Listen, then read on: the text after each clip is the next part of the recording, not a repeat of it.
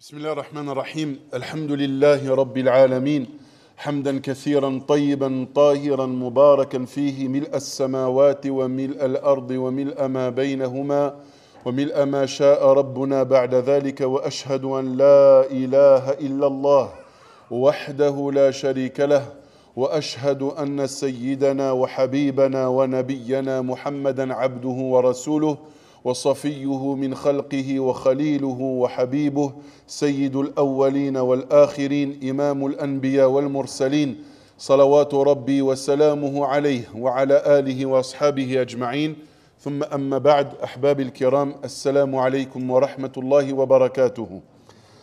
Alors déjà, bienvenue à toutes et à tous et qu'Allah subhanahu wa ta'ala vous récompense pour votre patience. On va essayer de faire rapidement au vu des événements qui malheureusement touchent la banlieue parisienne en ce moment. On sait que les transports en commun vont être arrêtés d'ici peu et on risque d'avoir aussi beaucoup de circulation pour ceux qui rentrent à la maison.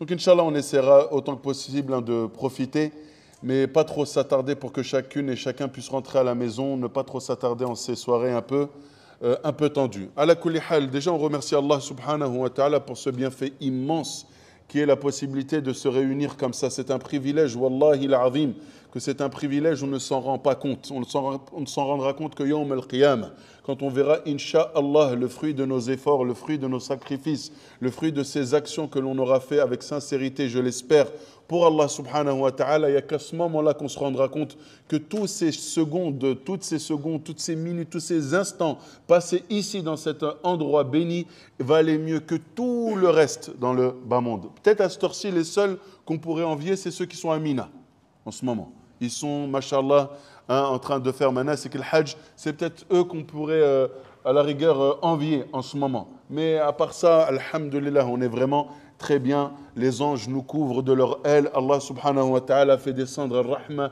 al-sakina, la sérénité, la miséricorde, et il nous évoque auprès de ceux qui sont auprès de lui. Les anges, qu'est-ce qu'on peut espérer mieux? Qu'est-ce qu'on peut espérer mieux? Être cité par Allah subhanahu wa ta'ala auprès des anges, c'est bien mieux que d'être aujourd'hui un footballeur ou je ne sais quoi, être évoqué par le maître incontesté de l'univers. Et on demande à Allah subhanahu wa ta'ala, comme il nous a réunis dans ce bas monde, de nous réunir tous ensemble, fil jannah firdaus, innahu ala kulli shay'in qadir, amin, amin, amin. Alors le thème qui sera abordé ce soir, Inch'Allah, et de manière assez rapide malheureusement, c'est l'excellence lorsqu'on œuvre. L'excellence lorsqu'on œuvre. Vous savez, les gens apprécient toujours lorsqu'une tâche est faite, est accomplie, qu'elle soit faite de la manière la plus excellente et la plus parfaite. Il y a une chose qu'on n'apprécie pas, c'est le travail qui est bâclé. D'ailleurs, aujourd'hui même dans les entreprises ou n'importe où, où lorsque toi tu proposes un service parce que tu as telle ou telle compétence, on admire toujours ton travail lorsqu'il est fait quoi? Dans les temps, lorsqu'il est fait parfaitement, comme on l'attendait, voire au-dessus de ce qu'on attendait. Et c'est une chose que l'être humain apprécie. C'est vrai ou pas? Lorsque tu demandes à quelqu'un de réaliser quelque chose, tu fais des travaux chez toi, par exemple, et tu embauches quelqu'un, et cette personne, quand elle te fait le travail, machallah, comme tu le voulais voir mieux, c'est toujours une qualité que tu apprécies. Et c'est une qualité qui est vantée dans notre religion, l'excellence dans le travail. D'ailleurs, Allah subhanahu wa ta'ala, lorsqu'il évoque la création des cieux et de la terre, lorsqu'Allah subhanahu wa ta'ala évoque ce que lui a réalisé, il en parle. Il nous dit « Sun'allahi alladhi atqana kulla shay ». Allah subhanahu wa ta'ala, il dit, lorsqu'il nous parle de la création de cet univers, de la création des cieux, de la terre, etc., il nous dit, telle est l'œuvre d'Allah qui a tout façonné à la perfection. À la perfection. Bien sûr, Allah subhanahu wa ta'ala, c'est le créateur parfait. Il est l'être éternel parfait, subhanahu wa ta'ala. Mais pourtant, malgré qu'il est parfait, que ses actes sont parfaits, que ses attributs sont parfaits, que ses noms sont parfaits, il précise qu'il a fait ça à la perfection. Pourquoi? Pour qu'on en tire, nous, des leçons. Que lorsqu'on œuvre, nous aussi, on doit y viser la perfection. Quand bien même, nous ne sommes pas parfaits. Quand bien même, nous ne sommes pas parfaits, il faut quand même viser quoi? L'excellence dans ce qu'on fait. On ne pourra pas atteindre la perfection, mais au moins exceller dans ce qu'on fait. D'ailleurs, Allah subhanahu wa ta'ala nous met même au défi lorsqu'il nous dit « Ma tara fi khalqir rahmani min tafawut » Si tu observes la création d'Allah, les cieux et la terre, il te dit « Tu ne verras aucune discordance dans la création du miséricordieux. » Tout est parfait. Toutes les lois de la physique qu'Allah subhanahu wa ta'ala a fait sur terre, tout est parfait, tout est cohérent. Il n'y a rien qui va à l'encontre d'une autre force et qui fait que cet univers, justement, est entièrement sous son contrôle et est parfait. Et d'ailleurs, le prophète, sallallahu alayhi wa sallam, il nous en a parlé en termes d'adoration. En termes d'adoration, le prophète sallallahu alayhi wa sallam, il a utilisé un terme et il nous l'a défini et il a même précisé que c'était une des étapes, voire la dernière des étapes de la soumission à Allah subhanahu wa ta'ala. Il a dit, lorsque Jibril l'interroge au sujet de Al-Ihsan, au départ il l'a interrogé au sujet de quoi? Al-Islam. Qu'est-ce que l'islam? C'est de croire en Allah, d'attester que d'attester, de témoigner qu'Allah est le seul digne d'adoration et que Mohammed est le messager d'Allah, d'accomplir la prière, etc., etc. Ensuite, l'iman, qu'est-ce qui fait que je serai vraiment croyant? C'est quand tu auras cette certitude, ce qui t'anime, de croire en Allah, au jour du jugement, au livre, etc., etc. Il dit, qu'est-ce que l'ihsan? C'est quoi la perfection dans tout ça? C'est quoi l'excellence dans tout ça? Comment je vais être un musulman parfait et qui va exceller dans son islam et qui va exceller dans sa foi? An ta'bud Allah ka'annaka tarah. Fa in lam takun tarah, fa innahu yarak. C'est d'adorer Allah comme si tu le voyais de tes propres yeux. Et quand bien même tu ne peux pas le voir, sache que lui, il te voit. Celui qui se dit parfaitement croyant, c'est celui qui à chaque instant, il sait qu'il est sous le contrôle d'Allah subhanahu wa ta'ala. Qu'Allah l'observe, qu'Allah le regarde, qu'Allah subhanahu wa ta'ala est en train de tout faire noter de ce que tu es en train de faire et d'accomplir. Ça, c'est la perfection dans notre soumission à Allah subhanahu wa ta'ala et dans notre croyance à Allah subhanahu wa ta'ala.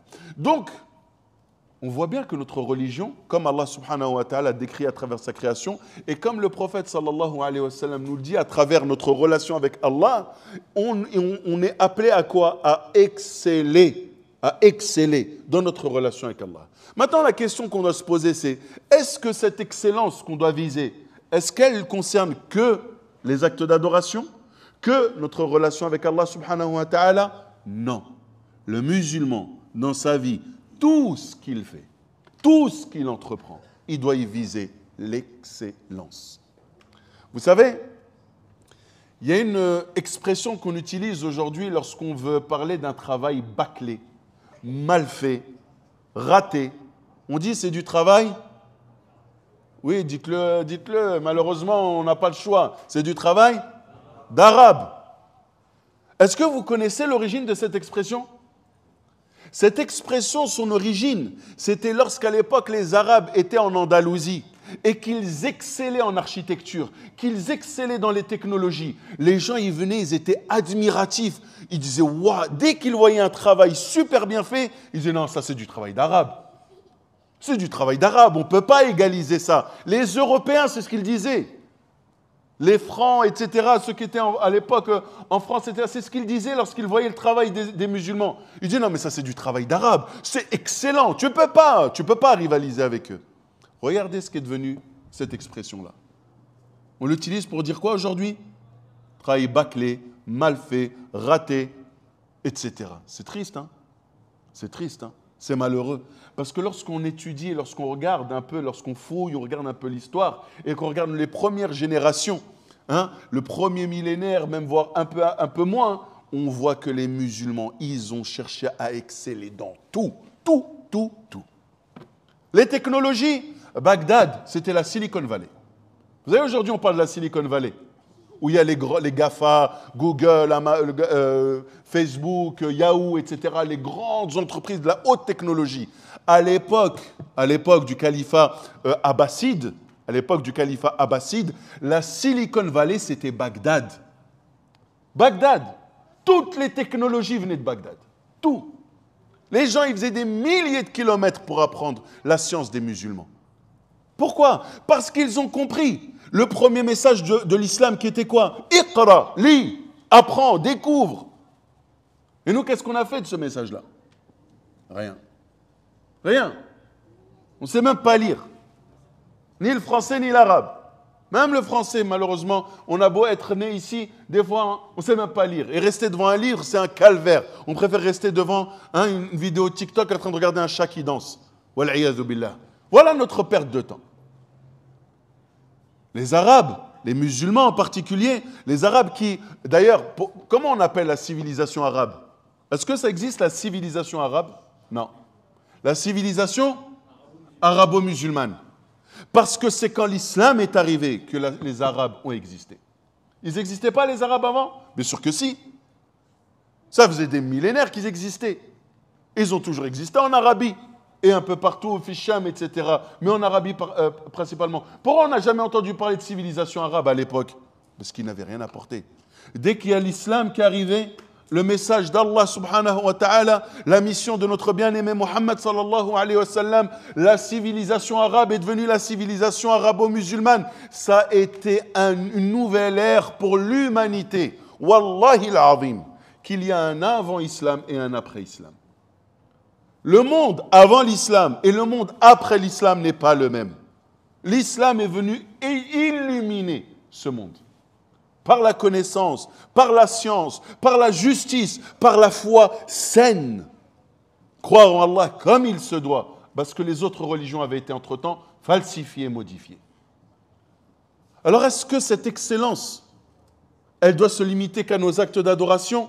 Non, elle doit être dans toute chose. D'ailleurs, le prophète sallallahu alayhi wa sallam, il nous dit dans le hadith, « Inna Allah kataba al-ihsana ala kulli shay » Allah a ordonné l'excellence dans tout, dans toute chose. À chaque fois qu'on entreprend, mais prenez conscience du discours, hein, à chaque fois qu'on entreprend quelque chose, on doit toujours se dire, Allah m'ordonne de le faire parfaitement. Tu arrives au travail, tu dois être le meilleur. Tu es à l'école, tu dois être le meilleur. Tu es à la maison, tu dois être le meilleur. Dans les études, le meilleur. Dans le sport, le meilleur. Tu dois être le meilleur dans tout. Pourquoi? Parce qu'Allah kataba al-ihsan ala kulli shay. Alors bien sûr, notre relation avec Allah subhanahu wa ta'ala, c'est celle qui doit nous demander le plus d'énergie et d'effort. Mais à côté de cela, on doit aussi exceller. L'excellence dans la manière d'être, l'excellence dans le travail, etc., ça doit être notre identité. Notre identité. Un musulman, c'est quelqu'un qui vise l'excellence par définition. Ce n'est pas quelque chose en plus, ce n'est pas une option. Ce n'est pas quelqu'un, oui, vu que lui travaille bien, c'est quelqu'un de bien. Non. Non, tu dois être quelqu'un qui travaille bien si tu veux être quelqu'un de bien. Et tout le monde doit l'être parmi les musulmans. On doit viser ça. On doit viser cela. Alors, comment s'appelle Allah subhanahu, le prophète sallallahu alayhi wa sallam nous dit dans notre hadith, Inna Allah ta'ala yuhibbu idha amila ahadukum amalan an yutqinahu. Le prophète sallallahu alayhi wa sallam, il nous dit dans le hadith, il est rapporté par Tabarani al-Bayhaqi, le prophète sallallahu alayhi wa sallam, il nous dit, Allah aime lorsque l'un d'entre vous accomplit un acte, fait quelque chose, qu'il excelle. Alors aujourd'hui, vous et moi, on est réunis pourquoi? Talab al-ilm. Talab al-ilm. La quête de science. Il y en a, ils sont venus avec l'intention de repartir, Inch'Allah, la semaine prochaine, sachant lire et écrire. Parce que jusqu'à maintenant, ils ne savent pas lire et écrire. Et ils se sont donnés comme défi d'apprendre cette semaine, Inch'Allah. Qu'en 10 jours, en 2 semaines, ils le feront. Parce que d'autres ont réussi à le faire. Walillahi alhamd. D'autres sont venus approfondir certaines connaissances en termes de aqida, en termes de sira, en termes de nahu, grammaire, en termes de adab, en termes de usul fiqh ou de hadith, etc. Et beaucoup, au départ, sont super motivés. Et qu'est-ce qui se passe après? Voilà. Comment ça? La motivation, elle baisse, elle baisse. Pourquoi? Parce que nous, justement, nous ne sommes pas de ceux qui aimons exceller dans ce qu'ils font. Quelqu'un qui aime exceller dans ce qu'il fait, il ne lâche pas l'affaire. Il s'engage dans quelque chose, jamais il lâche l'affaire. Ça n'existe pas. Ça n'existe pas. Pourquoi? Parce qu'il sait que quand il accomplit quelque chose, il doit y viser l'excellence. On n'est pas là juste pour faire du bricolage. C'est-à-dire que chacun d'entre nous, que ce soit les élèves ou les professeurs, quand il s'engage dans quelque chose, il doit aller jusqu'au bout. Et il doit le faire avec perfection. Que ce soit un élève en révisant ses cours, en revoyant ses cours, en révisant, en relisant, etc. En supportant même des fois le caractère du professeur quand il a un caractère un peu difficile. Pourquoi vous me regardez tous? C'est bien parce que vous êtes concentrés, Inch'Allah. Et pareil pour le professeur. C'est pas parce que c'est un cours qu'il donne pendant plusieurs années qu'il doit venir comme ça, allez, vas-y, je commence, je raconte n'importe quoi, oh, je n'ai même pas bien préparé, etc. Non, al-ihsan, on fait ça correctement, al-itqan, on excelle dans ce qu'on fait. Et le musulman, dans tout, dans tes études, ceux qui sont jeunes, là, qui sont dans les études, qui sont à la fac ou au lycée, etc., vous devez exceller. Parce qu'à chaque fois que vous faites ça, vous répondez à un des appels de l'islam, qui est que quoi? Que le musulman, il doit être quelqu'un qui excelle dans ce qu'il fait. Ce n'est pas parce que la moitié de la classe préfère rigoler, que l'autre moitié de la classe préfère rien faire, que moi, ça y est, je dois choisir mon camp parmi eux. Non, mon camp, c'est celui que mon islam m'a dicté. Et mon islam, il m'a dicté quoi? Excelle dans ce que tu fais. Tu es en train de faire tes études? Pareil. Au travail, c'est pareil. Parce que la moitié sont sur l'ordinateur, peut-être en train de regarder tout et n'importe quoi sur Internet plutôt que faire avancer le boulot. Ou parce que certains profitent des pauses d'une heure et ça se transforme en 1h30, que moi je dois faire comme ça. Non, moi c'est mon islam qui me dicte ma manière d'être et ma manière de faire. Et mon islam, il me dit d'être excellent dans ce que je fais, d'être exemplaire dans ma manière d'être, au travail, etc., etc. C'est, encore une fois, hein, si Allah subhanahu wa ta'ala a ordonné cela dans nos actions, dans nos actes d'adoration, eh bien cela doit être aussi le cas dans tous les actes que l'on fait, comme on a cité ici hein, les hadiths du prophète sallallahu alayhi wa sallam. Maintenant, c'est quoi le problème? Pourquoi on n'excelle pas? C'est quoi le problème? Vous savez pourquoi on n'excelle pas? Parce qu'on n'aime pas la difficulté. On aime bien que les choses soient faciles. En fait, on veut tout allonger à rien faire. En fait, on veut le paradis, mais on ne veut pas prier. On veut le paradis, mais on ne veut pas faire des efforts sur notre comportement. On veut le paradis, mais on ne veut pas baisser le regard devant le haram. On veut le paradis, mais on ne veut pas arrêter de mentir et de parler sur les gens. En fait, on est une génération, je ne parle pas que des musulmans, mais on est une génération où on veut tout en faisant rien. La difficulté, les efforts, ça ne nous intéresse pas. On veut que tout vienne et qu'on ne fasse rien. Regardez les gens aujourd'hui, dans leur manière d'être maintenant, si on peut tous faire livrer, même devant chez toi, on va te le livrer. Tu le feras. Tu n'es plus capable de te déplacer. Même à payer plus pour ton fainéantisme. Tu sais que la sandwicherie, elle est à 200 mètres. Tu vas récupérer... Non, tu préfères te le faire livrer, quitte à rajouter 5-6 euros. Parce qu'on est devenus des flemmards. On n'aime pas la difficulté. On n'aime pas se bouger. On ne veut pas se lever tôt le matin. On ne veut pas faire des efforts. Et on pense qu'on va y arriver. Le plus gros problème aujourd'hui qui fait qu'on n'arrive pas à exceller dans le travail, c'est parce qu'on ne veut pas faire d'efforts. On est devenus des fainéants. Et sachez que talab al-ilm, talibul ilm, celui qui veut apprendre la science, il ne peut pas être un fainéant, ce n'est pas possible. C'est incompatible. Incompatible. Il y en a qui sont en train d'apprendre à lire et écrire là. C'est pas facile. Et wallahi, que je vous tire ma chachia. Hein? Je vous tire ma chachia. Franchement, je ne sais pas si moi, à mon âge, si je devais apprendre la langue arabe, si j'aurais fait l'effort. Je ne sais pas. Alhamdulillah. Allah nous a permis de l'apprendre plus tôt. Mais je vois certaines personnes, franchement, vous, masha'Allah, je sais que ce n'est pas facile. Mais le mérite, c'est ça, justement. C'est quand la chose, elle est difficile et que tu vas jusqu'au bout. Les gens qui ont appris le Coran par cœur, vous pensez que c'était facile? Vous pensez qu'ils ne se sont pas privés de sommeil? Ils ne se sont pas privés de loisirs? Ils ne se sont pas privés de repos? Nous, on veut apprendre le Coran Mais tout en continuant à jouer à la PlayStation, à aller dehors, rentrer à pas d'heure, à continuer à faire des péchés, à dormir quand je veux, à me réveiller quand je veux. Et tu penses que tu vas apprendre quelque chose comme ça? Demandez à ceux qui ont appris le Coran, mais comment t'as fait? Ouah, mashallah, comment t'as fait? Ben, à un moment donné, il fallait quoi? Il fallait relever les manches. Et des fois, c'était très très dur, mais il ne fallait pas lâcher l'affaire. Pourquoi? Parce qu'il faut savoir ce qu'on veut dans la vie. Alors l'excellence, elle s'obtient avec quoi?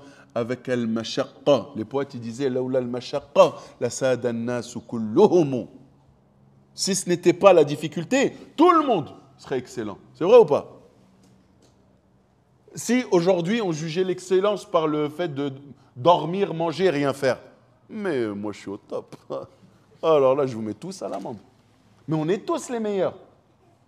Hein? Est-ce que tu as déjà dit, oh, toi, t'excelles dans le sommeil? Tu as déjà vu ça?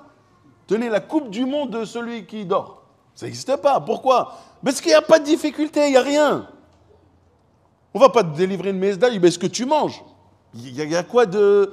Non, quand on délivre des médailles, quand on délivre des diplômes, quand on mérite justement les éloges et la miséricorde d'Allah subhanahu wa ta'ala, c'est parce que quoi? C'est parce que derrière on a fait des vrais efforts. Là où al-mashaqqa, la sa'ada nasu kulluhum. Si ce n'était pas la difficulté, tout le monde serait excellent. Tout le monde serait excellent. Al-judu yufqiru wal-iqdamu qitalu. Par contre, quand tu fais preuve de générosité, tu te risques à perdre de l'argent.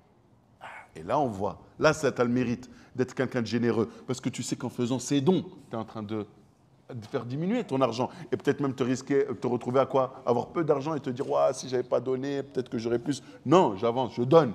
Voilà, c'est ça le mashaqqa. Et le fait de se mettre en avant, bah, c'est aussi ce... Hein, là, il parle surtout pour le combat. Hein. Le fait de se mettre en avant, c'est risque aussi d'être tué. Et ça demande beaucoup de courage d'aller en avant. Ça demande beaucoup de courage. Encore une fois, al-mashaqqa. Alors, on va finir, hein, Inch'Allah, pour pas s'attarder, comme vous l'a dit, hein, avec quelques conseils que je vous donne hein, à mettre en pratique si vous voulez vraiment concrétiser cette quête de science et surtout exceller. Premièrement, soyez sincères avec Allah subhanahu wa ta'ala. La seule motivation qui vous amène à venir ici, ce n'est pas la machine à glace. Hein? Ça, c'est la deuxième motivation. Non, la seule motivation, on a dit la seule, d'accord? C'est qu'Allah subhanahu wa ta'ala soit satisfait de moi. C'est-à-dire qu'à chaque fois que je m'habille, je me prépare psychologiquement à aller en cours, je dois m'arrêter un instant. Hé, pourquoi tu fais ça? Pourquoi tu y vas?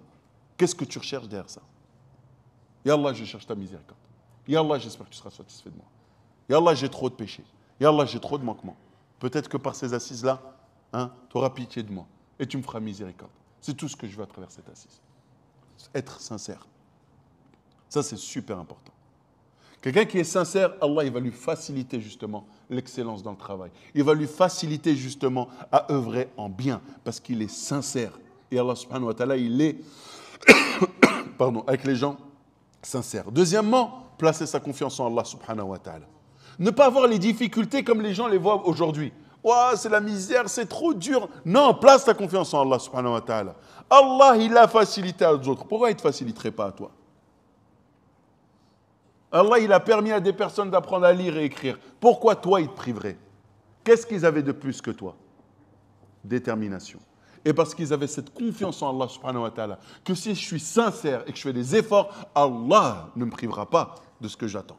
Et il me donnera même plus que ce que j'attends. Troisièmement, éloignez-vous des péchés. Ce sont des vrais obstacles. Éloignez-vous des péchés. Vous savez que vous êtes dans... Malheureusement que certains, ils se disent, voilà, je sais que je suis éprouvé par ce péché. Peut-être que je regarde des choses que je ne devrais pas regarder. Peut-être que je parle avec des gens à qui je ne devrais pas parler. Peut-être que ceci, peut-être que cela. Éloigne-toi, ça, c'est un obstacle. C'est un obstacle. Ta relation avec Allah subhanahu wa ta'ala, comme on l'a dit, on doit viser l'excellence. Si déjà dans les péchés, tu continues à faire des péchés, tu sais qu'Allah il te regarde et tu continues à le faire, etc., comment tu vas exceller dans ce que tu fais par la suite? Organise-toi. Organisation. Et quand on s'organise, on trouve du temps pour tout. Par contre, pour trouver du temps pour tout, lors de l'organisation, il faut commencer par les priorités. On commence par ce qui est le plus important. et on finit par ce qui est le plus futile. Si tu fais ça, tu auras du temps pour tout. Si tu commences par les futilités, tu auras du temps pour rien. Si tu commences, tu dis, bon, je vais commencer, je vais jouer à la play, vas-y, je vais faire... Déjà, tu as perdu ton temps. Quand tu vas dire, ouais, mais je devais faire ça, je devais faire les devoirs, je devais faire ceci, je devais faire ça, j'ai plus le temps. Non, il fallait commencer par les devoirs, tu aurais du temps pour jouer à la play, t'inquiète pas.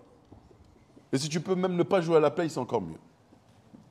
Ensuite, fréquentez les personnes qui ont le même objectif que vous. Tu ne peux pas viser le haut et fréquenter des gens qui tirent vers le bas. Tu as besoin de personnes qui te tirent vers le haut, qui eux aussi ont envie d'avancer, qui eux aussi ont envie d'exceller, qui eux aussi ont envie justement de se démarquer par leur travail. Mais si tu fréquentes des gens qui, voilà, qui ils font pas ça là tout à l'heure, alors que toi tu as envie de faire ça tout à l'heure, des gens qui font pas d'efforts dans la quête de science, alors que toi tu as envie d'avancer en science, comment tu vas avancer? Eh bien, ces personnes-là, il va falloir que tu t'en détournes. Et que tu choisisses une fréquentation qui t'aidera et qui a les mêmes objectifs que toi.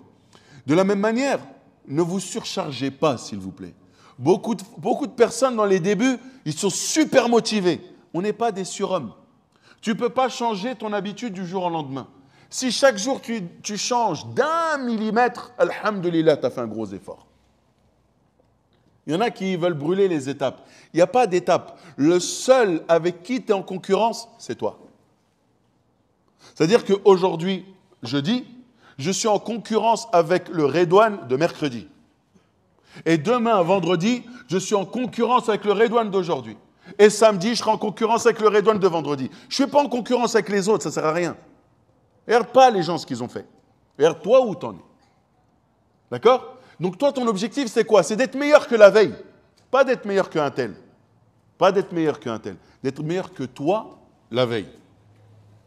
D'accord? Rappelez-vous, c'est une course de fond. Et ce chemin dans la quête de science n'a pas de... Il n'y a pas de fin.